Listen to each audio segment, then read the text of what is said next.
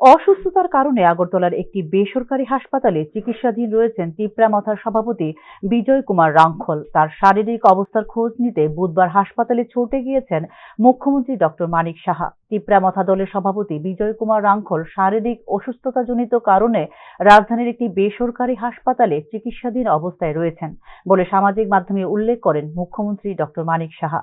হাসপাতালে পৌঁছে তার শারীরিক পরিস্থিতি সম্পর্কে অবগত হই বলেও জানিয়েছেন মুখ্যমন্ত্রী ডক্টর মানিক সাহা। ত্রিপুরা উপজাতি যুব সমিতির একজন সাংগঠনিক সম্পাদক হিসেবে শুরু হয়েছিল বিজয় কুমার রাঙ্খলের রাজনৈতিক জীবন।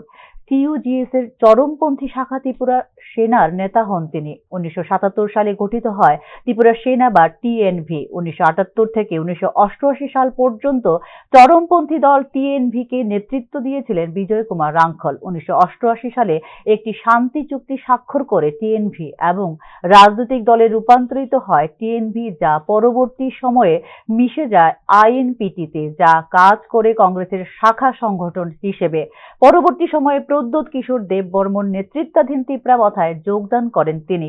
বর্তমানে বিজেপি নেতৃত্বাধীন সরকারের জোট শরিক হল তিপ্রামথা।